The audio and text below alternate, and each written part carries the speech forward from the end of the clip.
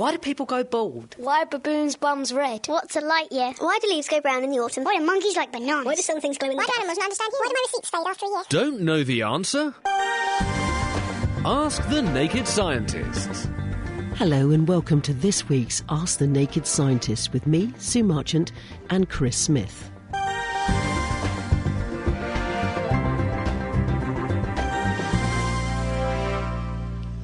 We've got Alan on the phone. Good evening, Alan. Good evening. You're through to Dr. Chris. What's your question? Basically, it's about bacteria, viruses, infections.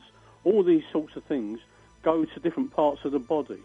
You can get chickenpox on the surface of the skin. You can get an infection on the chest or the throat.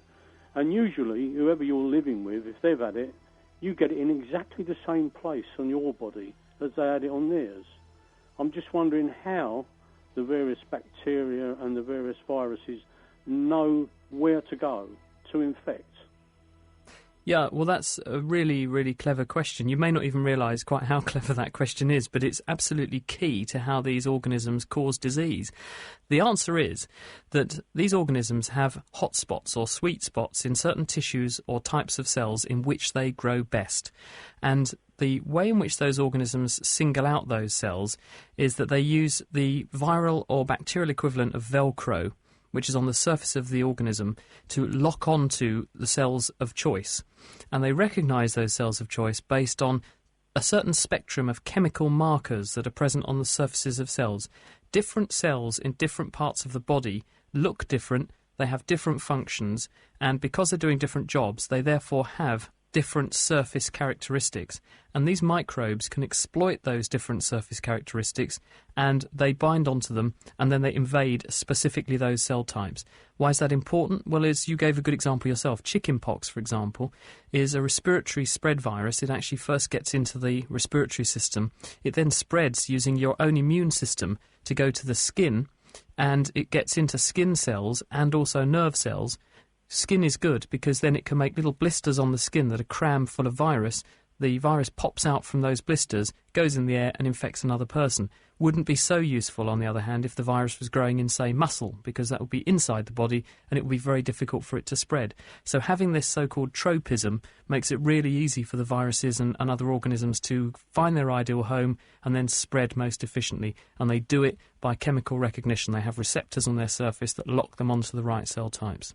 Is it true that when you get a surface spot, like a chickenpox, that it's also occurring on skin inside the body?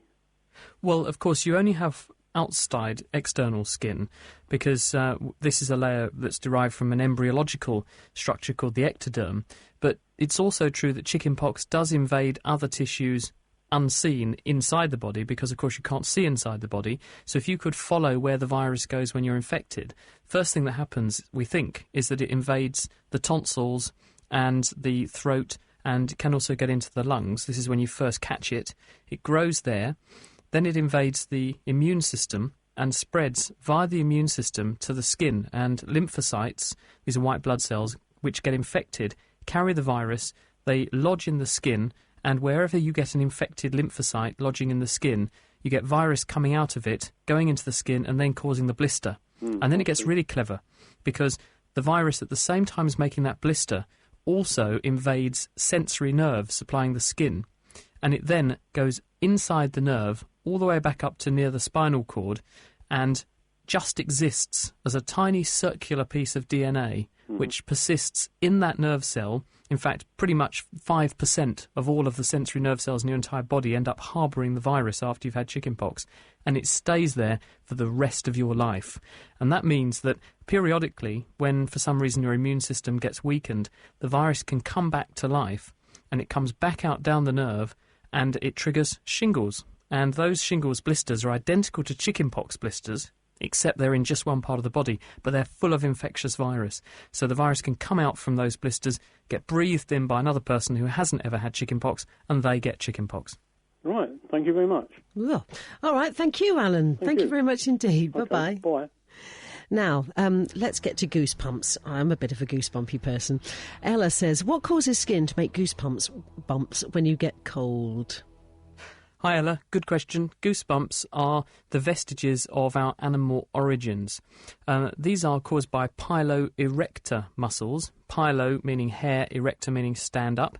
In other words, wherever you get a goosebump, it's a tiny muscle within the skin which is trying to make one of your hairs stand on end. Why do animals do this? Well, animals have it because, A, if you make your hair stand on end, the hair traps lots of air against your skin, and if you trap air against your skin, air is a poor conductor of heat, so it's a very good way of preserving heat on a cold day. That's why goosebumps tend to happen when it's cold. The other time goosebumps happen is when you're scared, and that's because they're supplied by a part of the nervous system, the sympathetic nervous system, which is geared up to respond to what's called the fight or flight reaction. So when you get scared, your sympathetic nervous system kicks in and it triggers this particular reaction. Why? Because if you're an animal and you have lots of hair and you make your hair stand on end, you look much bigger than when your hair's lying flat. And big animals are scarier, at least to other animals, than smaller ones. So it's a way of looking bigger and scarier. You scare off the opposition. Us humans don't have much hair to speak of, but we still have those vestiges of our animal origins. So it doesn't really help enormously in us. It's really a rudiment of our past. OK, that's all right, because I'm not hairy. Oh dear.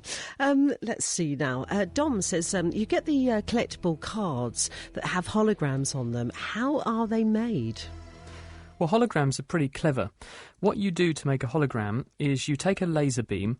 Laser is what's called very coherent light. So it's one discrete or unique discrete set of wavelengths of light, say one colour, and all those light waves line up perfectly. They're all synchronised. And you send the laser beam into a splitter, and it divides the laser beam into two.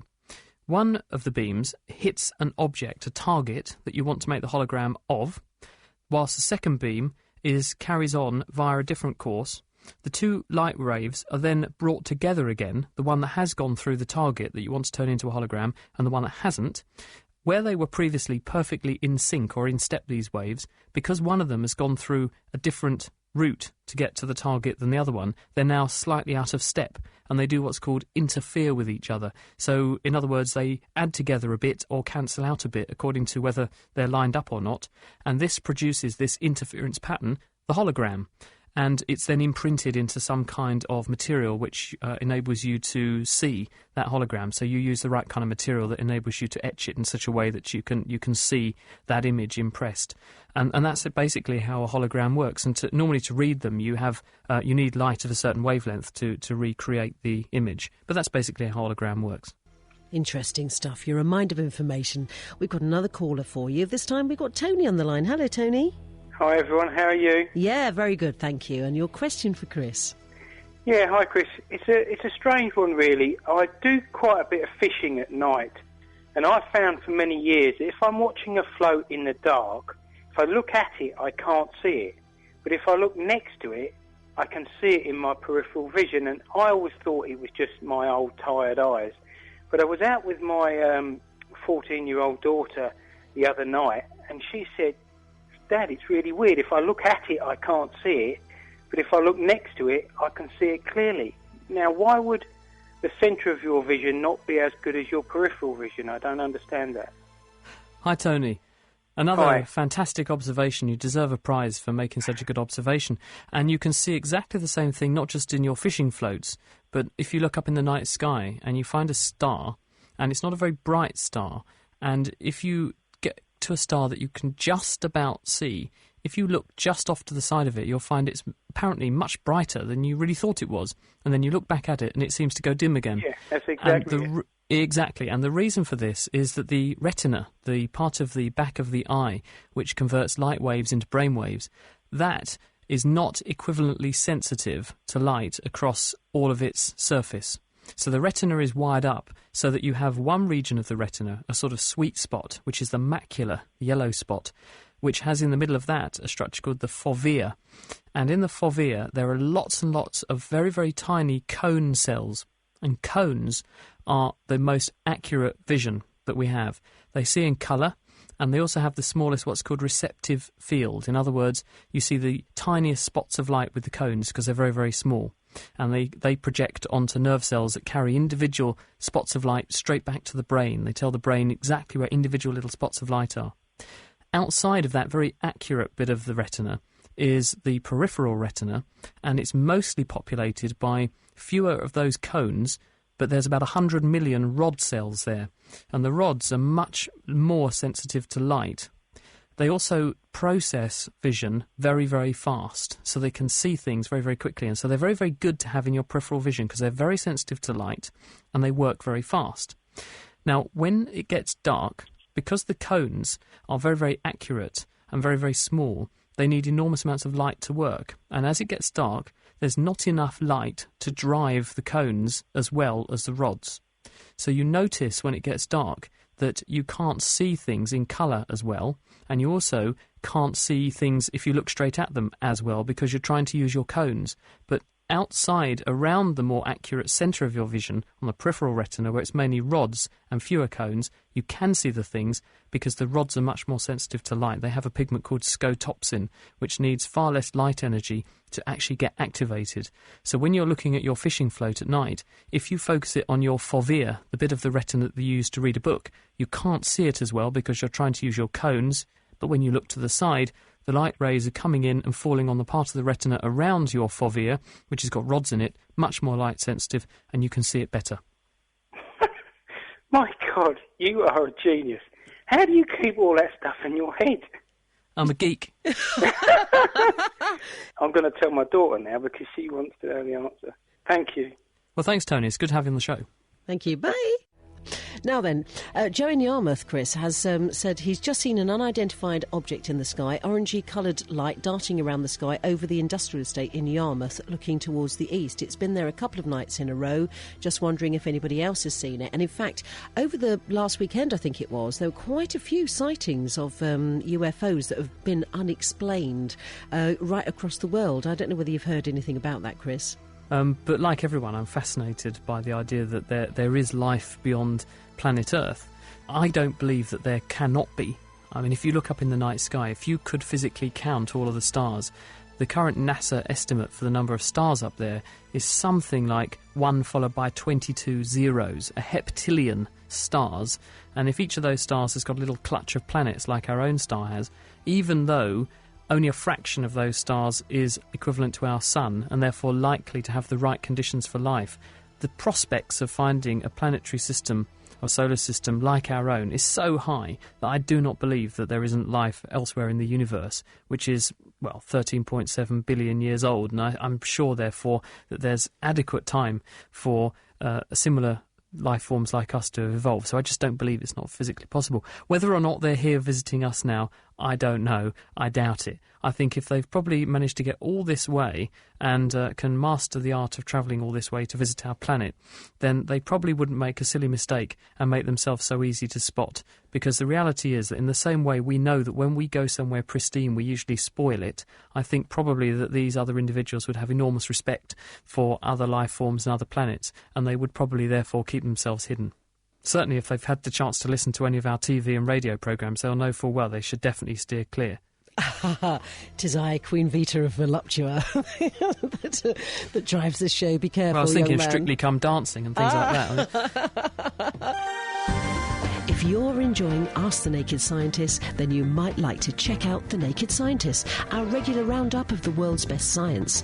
Each week we take a look at the latest science news, talk to top researchers working at the coalface of discovery, and also get our hands dirty with a science experiment that you can join in with too. So make it a date and prepare to strip down science on the web at nakedscientist.com/podcast. Jack has sent a text in. He says, how do screens work? And by that, I believe he means computer screens and screens in general. Chris? Well, the old days screens, the really big heavy ones, were cathode ray tubes. And what that means is that at the back of the set is a filament, a bit like you find in an electric light bulb. And that filament is heated so it glows. And when it glows, it boils off electrons. Electrons are negative charges, and the filament is made very, very negative with respect to the screen. There's a big coil at the front of the screen, which is a big coil of windings of wire, which are put at a very high voltage. And because electrons are attracted to a plus charge, if you put them in that electric field, then the electrons which boil off from this glowing filament at the back of the screen get accelerated at very high speed towards the screen. they go straight past this positively charged meshwork and they slam into the glass, and the inside back surface of the glass on a TV screen is coated with a substance known as a phosphor. Not because it contains phosphorus, nothing to do with the element. It's called a phosphor because it can glow when you give it some energy. And so what you do is you have this layer on the surface of the screen, and you use various layers which have different chemicals in them in order to get different colours. But you basically slam your electrons at very high speed into that layer. The electrons give their energy to the molecules in the phosphor, and that makes some of the ions or elements in the phosphor get excited, and they then re-release the energy from the electron as visible light, which then comes out through the glass and you can see it. And then by basically exciting the phosphor in a certain way and scanning across the screen, you can build up a picture, which is how TVs work. That's the old style of TVs. The newer ones, things like LCD, liquid crystal display, they're a bit cleverer. The way they work is that you have a very strong light behind a layer of liquid crystal. Liquid crystal is a molecule which can change its polarization, its orientation, in response to an electric field. So what your screen does there is, for every little pixel, you have a little bit of liquid crystal, and you turn on a voltage or turn off a voltage, and this makes the molecule flip or change its shape. And when it changes shape, it does or doesn't let light go through. And so what they are able to do is to allow light of with polarized light to go through or get blocked. And that's how you make up a liquid crystal display. And by using different molecules which allow different wavelengths of polarized light of different colors through, you can also do it with color. And so that's basically how the newer generations of screens work. They're much better than the cathode ray tubes because they're lighter, more compact. You can make them much more energy efficient, and therefore they're better for things like computers and mobile devices. Brilliant. Thanks, Chris. Going back to Goosebumps, says Mark the Storman, how do animals evolve the instinct to raise the hair to make themselves bigger? What makes nature program animals to do it? I can understand why species die as different weather changes, but can't get my head around the goosebump bit. Chris? Well, the answer is it comes down to evolution. So if you've got an animal that, by sheer chance, raises its fur in order to keep cold, but then at the same time happens to do that when it gets scared and looks really big and scares off a predator, as a result, it's more likely to survive, it's more likely to breed, and whatever genes made that behaviour happen then get passed into other animals, and as a result, the population of those animals that happen to make themselves bigger when they get scared and cold, they become very successful, and so they take over, and that trait gets inherited. And that's how we think these behaviours, which are hardwired, evolve. It's basically sheer chance which throws up one of these possibilities. It gets tested against the environment. If it's beneficial, then it will give that individual, whichever animal or whatever it is that has that trait, an advantage over other animals, and it will therefore have more babies, and those babies will all have the trait, and very soon that will become the dominant species, or the dominant trait in that species, and so on. So basically it's just down to good old evolution. All right, well, let's go to the phones again now. We've got Dave on the line from Luton. Hello, Dave. Hello. You're through to Dr. Chris. What's your question? Hi. Well, sitting there, I've thought of another one, but can I ask two questions? If they're quick? Well, if you're good to us, we might let you. Okay. Now, the first one, mitochondria. They talk about maternal mitochondria. Now, I've been told that mitochondria don't travel over from the male at conception. Now, all babies come from women, so how can there be anything but maternal mitochondria? Hello, Dave.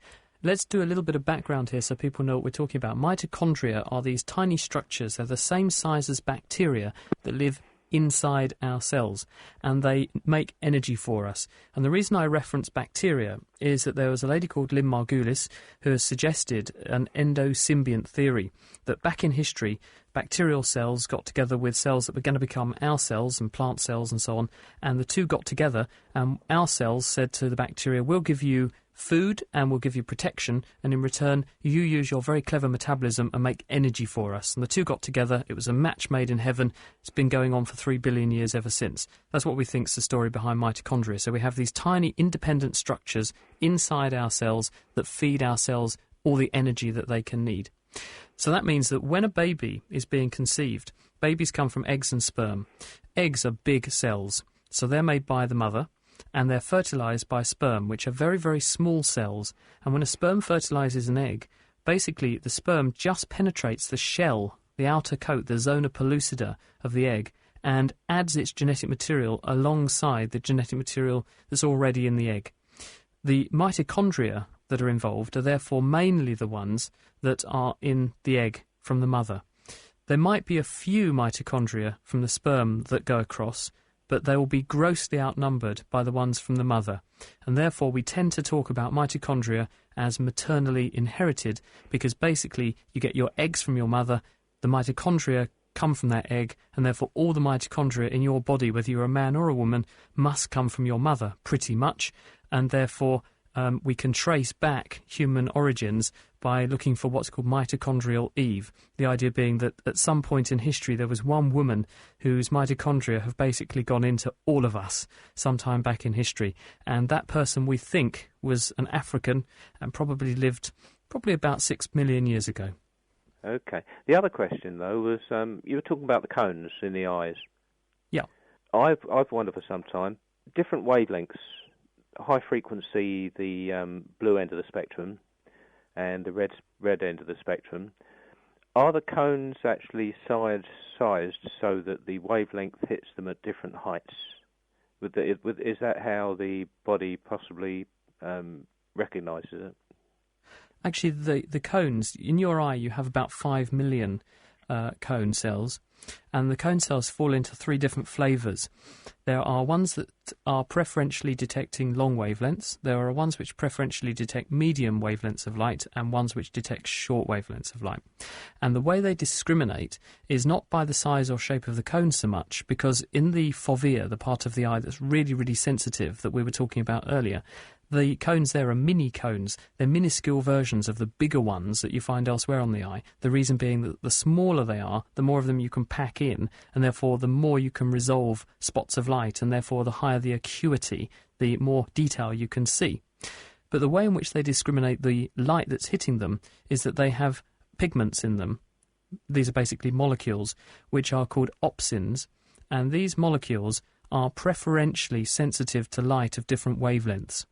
And so you have opsins that respond to long wavelengths, you have opsins that respond to medium wavelengths, and you have opsins that respond to long wavelengths, and so on. And when light of a certain wavelength hits that opsin, what it does is it makes the molecule dissociate, or it changes shape, and this causes it to spit out another structure, which then signals the cell that it's been hit by some light, and it then sends a nerve signal into the brain to say, hey, I just picked up some light, and then the molecule flicks back to its original shape. So it's not the shape of the cell, it's actually the molecule of opsin that it has, which gives it its ability to discriminate different wavelengths of light. So it sends out different molecules, different types of molecules. Yeah, so this basically the cells, it's a bit like if you had a photo detector, a machine to pick up light, then you would have one photo detector that only responded to red light, one that responded to green, and one that responded to blue, for example. And if you shone red light on the blue receptor, it basically can't respond, it can't see it. And so that's how the cones work out basically what colour you're seeing, because they look at the relative response of each of the different cone species to the light coming in. So if you make, say, orange light, you can make orange light by mixing a bit of red and a bit of yellow. Yeah. So if you have orange light coming into your eye, it could activate the red cones a bit, it will activate the yellow cones a bit, so the eye says, aha, if both of those are being turned on a bit, that must be orange. I'll give you something in the middle. Exactly. Dave, thank you very much. Cheers. Take care, bye-bye. Monica. Bye-bye. Mike in Colchester says, have we reached the limits of our boundaries with pushing ourselves in sports? For example, Usain Bolt's amazing time for 100 metres, etc. Well, yeah, I mean, Usain Bolt managed to take enormous amounts of time off the 100 metres and then did it again when he ran again this year. And people think, wow, surely we must be at the limit of human physiological adaptation. And the chances are that, to a certain extent, that's true.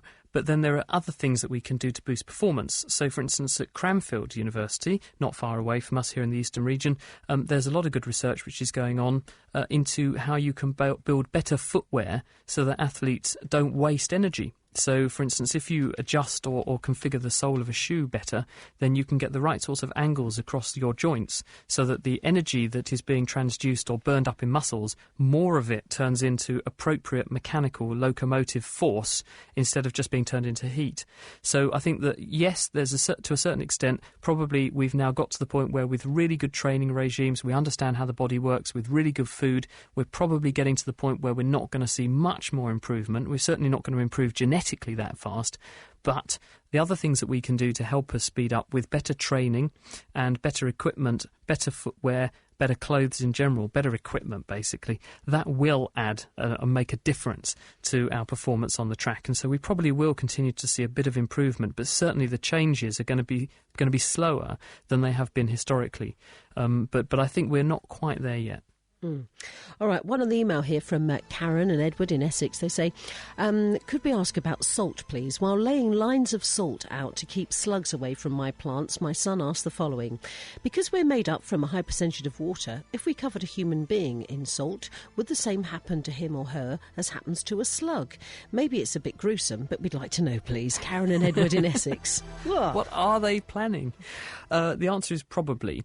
The point is that human skin is a very good barrier. It's a physical barrier between us and the outside world, and it is capable of keeping the inside in and the outside out, but it's not a perfect barrier. It is a little bit leaky. And if you put yourself in a very strong solution of something, say if you were to put your skin in alcohol, for example, which is very dehydrating, or a layer of salt, which is very, very dry, it would draw water out of your body through the skin. And as a result, unless you replace that water into the body, you would progressively turn into a prune and you would dry out. So it's not a good idea to do that, but the answer is you would almost certainly slowly dehydrate yourself because the body is continuously producing water through the skin. We squirt something like 2 litres of sweat into our shoes every day. And that's why they stink if you wear nasty trainers and don't have nice leather breathable footwear because of all that water. So you get a sort of bacterial banquet going on between your toes. You've got dead cells, you've got water, you've got warmth, and it's the perfect ingredients for having a bacterial feast, and that's what makes them whiff. Anybody just about to have a little snack? With cheese. That graphic detail. One very last quick one. Fiona in Spalding says, why do we alter the clocks at the end of British summertime? They didn't during World War II. Well, this was something that got introduced. The idea first came up about 300 years ago or so, actually. I forget the name of the man who first proposed it and was rubbished, and then eventually it did get introduced. The argument being that this would make better use of the available daylight. The point is that because of the fact that the Earth isn't pointing straight upwards, downwards in space, it's on a tilt, 23.5 degrees, we have seasons, and as the Earth goes around the sun, in our winter season, the northern hemisphere is tilted away from the sun, and at that particular attitude, it means that there's less light falling on the Earth for less time. Therefore, it's colder. That's why we have winter. But also, the day length is going to be dramatically impacted. And if we want to actually make the most use of our days, then having this daylight saving approach is supposed to make more useful hours of the day available to more people. And the effect of deprivation from sunlight is really quite dramatic. If you look at the suicide rates in places like Scotland and Scandinavia, where they have very long, dark, drawn-out winters, that speaks for itself. And so the idea is to try and get people at work when there's a bit more light around and make their day a bit nicer for them. They obviously don't work in my hospital, just joking. Anyway, that's the answer. That's it for this week. Our doctors will be back with me next week for more Ask the Naked Scientist. But don't forget, you can also catch them on the Naked Scientist podcast, which you can find on the Naked Scientist website, www.nakedscientist.com. The Naked Scientists are sponsored by the Wellcome Trust, the EPSRC and UK Fast. For more information, look us up online at nakedscientists.com.